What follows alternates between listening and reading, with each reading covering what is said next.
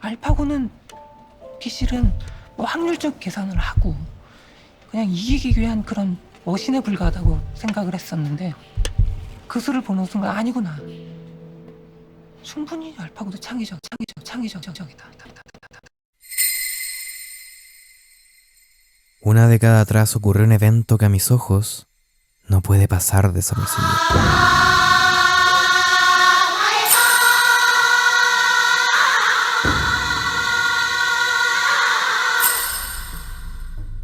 La humanidad estaría a punto de ser testigo de una de las mayores revoluciones en cuanto a tecnología se refiere. Y todo gracias a un milenario juego. El Go es un clásico asiático y probablemente el juego de mesa más complejo jamás creado. Y por complejo no me refiero a sus reglas. Básicamente son dos y muy sencillas. La primera es que en cada turno se pone una pieza, en cualquier intersección del tablero, con el fin de acumular terreno, y siendo lo más importante en cuanto a puntaje y objetivo. Ahora, la segunda es que si rodeo piezas enemigas quitando sus libertades, estas son eliminadas y se acumulan puntos por ellas. Bueno, la verdad es que existen unas cuantas más para evitar bucles y jugadas tramposas, pero lo impresionante de este juego no son sus reglas ni su jugabilidad, sino la estrategia. Y es que en un tablero profesional existe una inmensa cantidad de combinaciones de jugadas posibles. Se estima que el número de posiciones legales en el Go es de aproximadamente 10 elevado a 170, superando por miles de millones no solo las posibilidades del ajedrez, sino que también el número de átomos en el universo observable. En China, Japón y Corea es normal ver a personas de todas las edades jugarlo. Muchos lo consideran una forma de arte, un juego que solo el ingenio humano es capaz de dominar. O hasta entonces, eso se creía.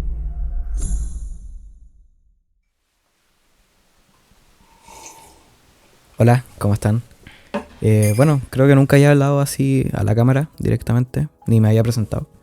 Mi nombre es Alex, me dicen Ignacio, Nacho, Naxo, como prefieran. Y bueno, quería básicamente darle una pequeña pausa personal a este video, explicando un poco tanto este como el anterior, que como ya he dicho antes están relacionados de alguna forma. Y bueno, todo empezó porque todos estos meses, los primeros meses de este año, no sabía muy bien qué contarles. Descartaba ideas que parecían buenas, pero que pensaba que a lo mejor no iban a ser tan interesantes. Y nada, un día me meto a los comentarios y alguien me dejó este libro llamado El acto de crear, de Rick Rubin. No es muy largo, pero me costó leerlo, como dije en el video anterior, soy muy de tener que repetir una misma página 1000 veces. Y bueno, esto mismo de hecho se toca en el video, lo cual me hizo sentir bastante guiado.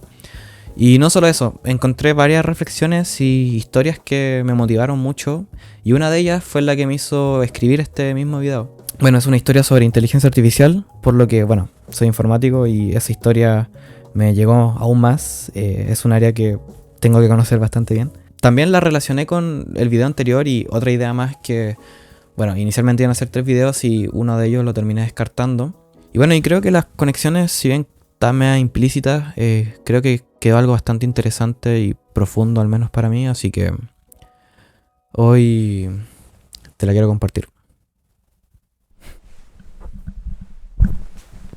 Todo comienza en el año 2016. Muchos expertos y figuras del área tecnológica, como Elon Musk, afirmaban que aún quedaban 10 años para que la IA pudiera ganar a un profesional de Go.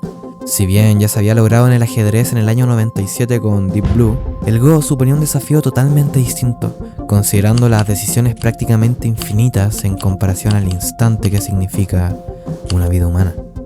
Pero mientras aún existía una carrera implícita por lograr tal hazaña, llegaría una empresa británica-americana a cambiar para siempre el rumbo de la IA y demostrar quién la tiene más grande.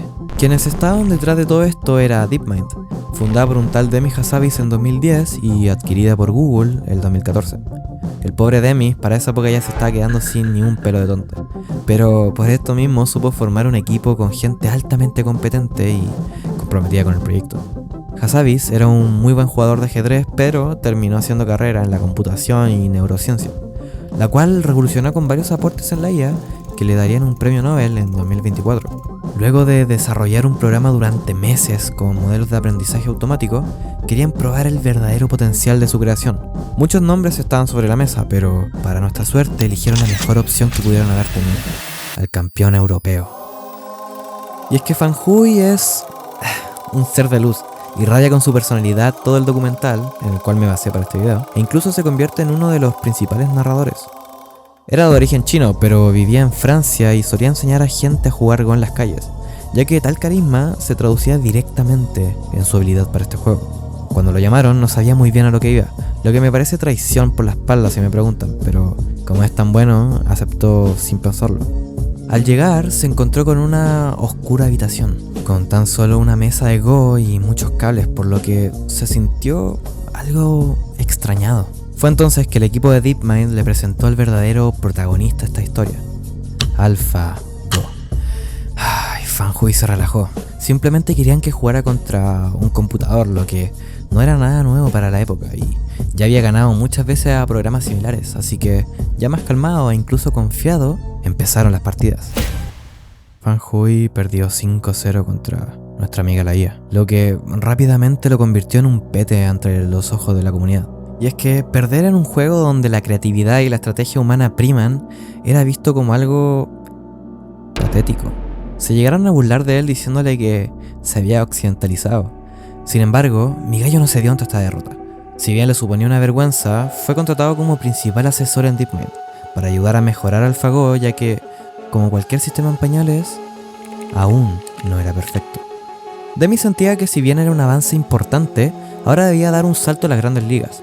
Por eso retarían a Lee Sedol, un jugador coreano miembro de la Nine Dan. Porque sí, el Go es tan GOTY que tiene su propia versión de la Rio Dan de Hunter X. Solo que en vez de matar gente, les parten el culo en el juego. Se decía que el nivel de FanJui era de tan solo un 5 Dan, por lo que retar a Sedol sería una historia totalmente distinta. Pero esto, lejos de asustar a Hassabis, lo motivó aún más. Y es que Lee Sedol era como el faker del Go, una eminencia en su país, considerado hasta héroe nacional.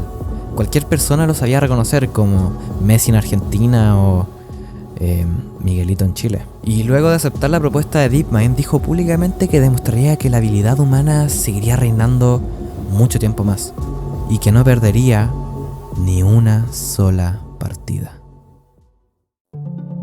Entonces nos ubicamos rápidamente en un hotel de Seúl. Era un 9 de marzo de 2016. El gran día ya había llegado. Los medios más importantes de Corea del Sur cubrían la noticia, y también prensa tech de varias partes del mundo, científicos y figuras del Go e informática bastante importantes en general. Se jugaría un total de 5 partidas, una sola por día, y quien ganara se llevaría un premio de $1 millón. Las semanas previas a este encuentro fueron tensas para DeepMind. Si bien confiaba en su creación, aún le faltaba corregir errores importantísimos para poder ganar a Sedol, ya que muchas veces AlphaGo hacía jugadas sin sentido y mostraba su peor bug, la esquizofrenia. Aunque gracias a la ayuda de FanJui encontraron varios puntos de mejora, pero ahora era solo cuestión de tiempo y ver si realmente AlphaGo había mejorado. Lee Sedol llegó al hotel bastante confiado, junto a su señora y su hijita, demostrando que ya ha logrado más que cualquier jugador de LoL promedio. Pero por otro lado, en DeepMind los nervios consumían al equipo. Tenían una presión inimaginable, toda la humanidad apoyando a Sedol y una tensión que por ser informáticos jamás habían recibido. Pero ya no había vuelta atrás. En la habitación estaba todo preparado. En el público se encontraba la familia Sedol, reporteros y staff de DeepMind. En el jurado contábamos con la participación estelar de la puta cabra FanJui, que no podía tener un nombre más chino. Y finalmente, ambos jugadores, con un programador en representación de AlphaGo. El primero en poner su ficha fue Sedol, y a continuación, AlphaGo esperaría. Y esperaría. Como si los nervios de sus creadores, los cuales lo monitoreaban desde la otra habitación, se hubiera transmitido a sus componentes. La partida apenas comenzaba y todos pensaron que se quedó colgado. Tardaría 2 largos minutos que se sentirían como años, pero AlphaGo jugaría al fin su primera ficha.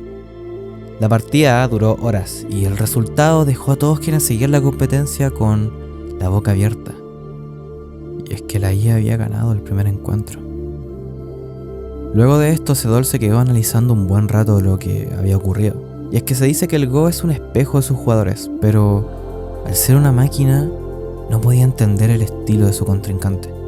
En la nota de prensa felicitó al equipo. Dijo que sin duda era mucho mejor de lo que esperaba y que lo había subestimado, lo cual lo llevó a tomar decisiones impulsivas y tontas. Pero ahora ya sabía que se enfrentaba e intentaría no cederle una sola victoria más. El segundo día fue simplemente histórico. El algoritmo de AlphaGo estaba jugando de una forma tan agresiva y extraña que hizo que mi compadre Sedol quedara pa'l pico y tuviera que salirse a fumar un puchito, así calmarse y volver a jugar. Pero lo que se encontró al volver no tenía precedentes. AlphaGo había hecho una jugada que ningún profesional de Go hubiera imaginado. Aquella jugada fue la famosa jugada 37, que iba en contra de miles de años de tradición y de generaciones de maestros en el Go.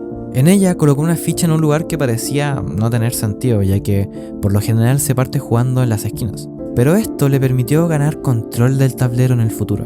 Muchos, incluidos Sedol y Fanhui, consideraron esta jugada simplemente hermosa, aunque en el momento varios pensaron de que fuese un error. Sedol solo se podía limitar a comerse las uñas. Se le veía bastante afectado y pasaron varios minutos antes de que siquiera pudiera responder, aunque era inevitable. Después de intentar exhaustivamente recuperarse, tuvo que rendirse y otorgarle la segunda partida al software. DeepMind saltaba de alegría. Habían ganado 2 partidas seguidas, así que estaban logrando lo imposible. Sedol, por otro lado, volvió a quedarse a analizar la partida, aunque esta vez con un amigo. Fanhui, que lo miraba tan de cerca, notaba su esfuerzo a pesar de que no estaba jugando igual que siempre, y veía en él una profunda tristeza. Para el tercer día se había vuelto a repetir la historia. AlphaGo ganaba, pero el equipo ya no celebraba. No había nada que celebrar. El aire se empezó a poner pesado y los pasillos se tornaron mudos. Se podía ver un Sedol abatido y la gente comprendía poco a poco lo que aquello significaba. Hassabis no podía evitar sentir culpa y pena. Decía que es difícil escoger un bando. Lo normal por naturaleza es siempre apoyar al humano, pero AlphaGo era una creación humana también. Pero cuando los ánimos estaban por el suelo, el cuarto día vino a dar un ápice de esperanza. Luego de 3 partidas intentando jugar en el terreno de AlphaGo, Sedol sentía que ya no tenía nada que demostrarle a nadie. Entonces volvió a ser él y jugar como siempre.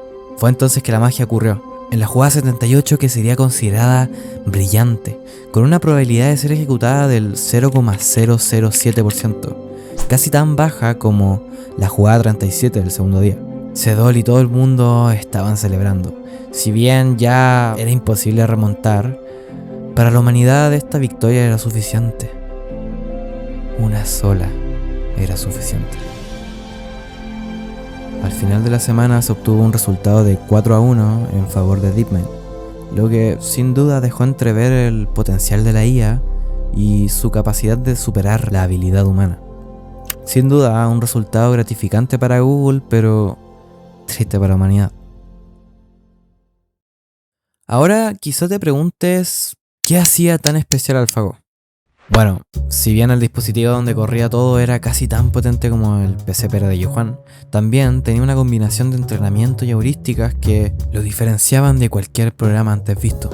AlphaGo fue entrenado con más de 160.000 partidas humanas, lo que le dio una base sólida de estrategias para crear otras nuevas y después lo pusieron a practicar contra el mismo. Las heurísticas las usaba al momento de tomar decisiones en medio de una partida. En el video anterior mencioné mucho esta palabra. Estas al final del día no son más que atajos mentales que tenemos los humanos para resolver problemas rápidamente. Se basan en nuestros valores, conocimientos e interpretación del momento, y tienen un uso casi indispensable para resolver problemas computacionales en la actualidad. DeepMind ocupó una llamada árbol de búsqueda de Monte Carlo, que en términos simples lo que hacía era imaginar hasta 30 posibles movimientos futuros a realizar e identificaba el camino más probable a tener éxito. Esto es mucho más rápido que un algoritmo completo convencional, ya que simulaba con redes neuronales la intuición humana. Al principio del video les mencioné a Deep Blue, IA creada para vencer a Karaspov en ajedrez el año 1997, mismo año que lanzaron al robot Pathfinder, por cierto. Pero a diferencia de AlphaGo, hacía jugadas por fuerza bruta, o sea que probaba todas las combinaciones de movimientos posibles, lo cual es muy lento. AlphaGo se va por lo que cree que le conviene más, en base a lo que observa y lo que sabe. Casi como cuando una persona se imagina distintos escenarios posibles. Y ahí está lo genial de las heurísticas. Ni sus creadores saben qué puede llegar a pensar. Todo este proceso se logra a través de redes neuronales, las cuales imitan nuestra forma de pensar para hacer unas especies de sinapsis artificiales. Que, por cierto, los chats actuales tuvieron este gran salto en los últimos años gracias a que en 2017 salió un artículo llamado Attention is all you need, o en español, atención es todo lo que necesitas, que incorpora un componente llamado transformer, lo que permite que el modelo entienda palabras no de forma aislada, sino que en relación con todo lo que las rodea. Ahora, me encantaría poder explicarles más sobre cómo funcionan estas redes neuronales, pero por ahora solo me limitaré a decirles que todo esto se logra a partir de un conjunto de nodos encargados de tomar un valor que le pases, que puede ser texto o imagen, al final el computador lo ve como un número, y luego le aplica una operación matemática extraña transformando una idea original en lo que te entrega al final. Ahora volvamos de nuevo a lo importante. Este suceso trajo un nuevo paradigma para la sociedad frente a la IA y demostraba por primera vez su verdadero potencial para resolver problemas que tal vez los humanos ya no teníamos la capacidad de resolver. Y más asombroso aún es que la versión más reciente, AlphaGo Zero, superó a esta sin ver nunca una sola partida humana. Y algo importante a recalcar es que, a diferencia de un jugador humano, AlphaGo no tenía miedo de nuestro juicio y de dejar de lado miles de años de convenciones. La IA en sí ejecuta sin dudar, y eso nos hace verla como un ente divino incapaz de equivocarse, lo que quizá daría paso a verle un potencial distinto, dejando ver el lado oscuro de la evolución. Gotta expect some static. After all, computers are just machines. They can't think. Some programs will be thinking soon. Won't that be grand? Computers and the programs will start thinking and the people will stop. Hay una parte en el documental donde hablan del uso ético que se le debe dar a la IA y al esfuerzo que deben hacer las grandes compañías por asegurar este uso correcto. Y luego de quedarme un rato pensando en esto, me di cuenta de algo. Siempre me llamó la atención que fuera el Go el juego más usado para probar los límites de la inteligencia artificial. El juego sobre estrategia militar y territorial más antiguo del mundo. Tal vez sea coincidencia, pero en la actualidad se podría ver casi como un presagio del verdadero uso que se le quiere dar. Y es que de pronto me empezó a florecer una preocupación que se relacionaba con lo que estábamos viviendo los primeros meses de este año. Y porque a veces siento que dejamos que la inteligencia artificial piense por nosotros y tome decisiones importantes. Lo que me hace preguntar, ¿qué pasará cuando perdamos la última palabra? Y es que nomás partir 2026 ocurrieron dos eventos gigantes como la captura de Maduro y el conflicto con Irán. Alrededor de ambos se rumoreaba la influencia de la IA en estas decisiones y planificación, lo cual preocupó a Anthropic, dueños de Cloud, quienes empezaron a preguntar si su herramienta fue utilizada para esto. El Pentágono, al ver esta reacción, les solicitó que otorgaran el uso sin restricciones para todos los usos legales. El CEO de Anthropic, quien tiene unos lineamientos de ética bastante marcados, se negó rotundamente. Y fue por esa decisión que Estados Unidos los catalogó inmediatamente como traidores. Esto expone una pregunta incómoda, y es que como sociedad, ¿estamos dispuestos realmente a delegar decisiones tan importantes a una máquina? ¿Dónde queda el criterio, la sensibilidad y la compasión? Tanto en DeepMind como Anthropic saben que los grandes líderes harían lo que fuese por demostrar su poder, lo que hace que se repita la misma historia de siempre.